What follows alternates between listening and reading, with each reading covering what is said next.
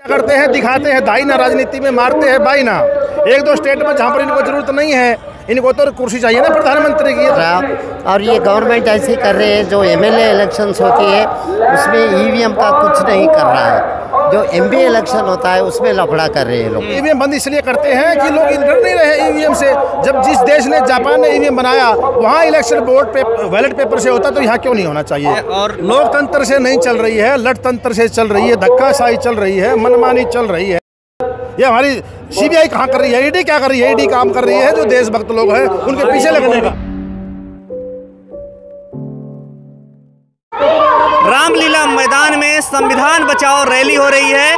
आइए यहाँ पर जो लोग हैं उनसे जानते हैं आखिर संविधान को बचाने की क्या जरूरत पड़ी है, आज संविधान कैसे खतरे में। संविधान जो है इसलिए खतरे में है कि बार बार मनुवादी लोग शिक्षा को बेच दिया, रेल को बेच दिया, नौकरियां सारी ठेके पे लगा दी, सारा देश जो है मान्य डालने के गिरवी रख दिया। गरीब लोग जो है 5 किलो अनाज के लिए तड़प रहे हैं। इस रामलीला के ऐतिहासिक मैदान में देश के कोने कोने से जो भीम के अनुयायी हैं, संविधान में आस्था रखने वाले लोग यहाँ एकत्रित हुए हैं। और जो झूठे देशभक्त लोगों की सरकार है, इसको उखाड़ फेंकने का काम हम यहाँ से करेंगे।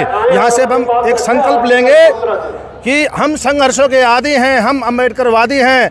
इन लोगों ने, मनुवादी लोगों ने इन अम्बेडकरवादियों को, क्योंकि ये संविधान की देन है कि एक चाय वाला प्रधानमंत्री बन सकता है, ये संविधान की देन है एक आम आदमी भी ने हक अधिकार की बात कर सकता है। कोट वोट और नोट का अधिकार हमारे बाबा साहब ने दिया।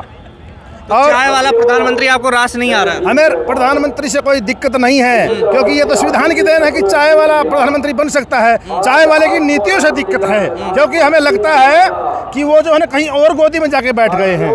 कैसे आपको लगता है? हमें ऐसा लगता है कि देश जो है भूखमरी के कगार पे चलेगा। बेरोजगारी में हम नेपाल से भी नीचे चले गए, भूखमरी में हम भूटान से भी नीचे चले गए। और अभी बोलती है सरकार विदेशी एजेंडा रहता है। विदेशी कहाँ एजेंडा रहता है? विदेश के लोग है ना, फिर ये लोग जो है ना, विदेशी लोग जाने इस बात को, मीडिया, गोदी मीडिया जाने इस बात को, एक्सपोज क्यों नहीं करते?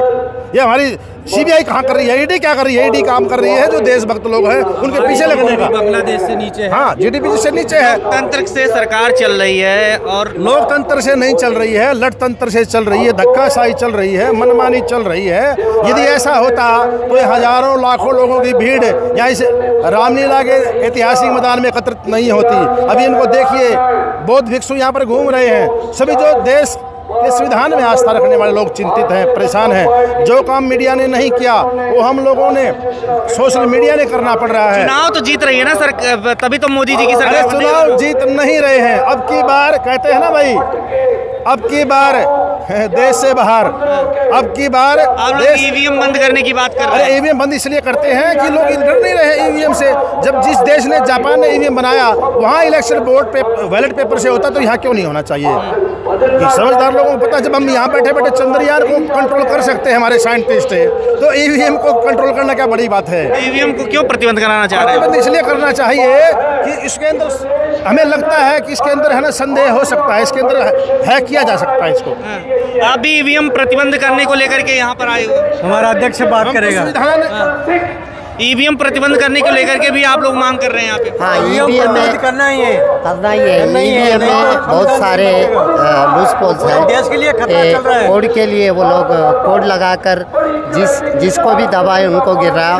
और ये गवर्नमेंट ऐसे कर रहे हैं, जो एमएलए इलेक्शंस होती है उसमें ईवीएम का कुछ नहीं कर रहा है, जो एमपी इलेक्शन होता है उसमें लफड़ा कर रहे हैं लोग करके। फिर बोल रहे हैं कि फिर वो स्टेट गवर्नमेंट में कैसे जीता अगर ईवीएम का प्रॉब्लम है।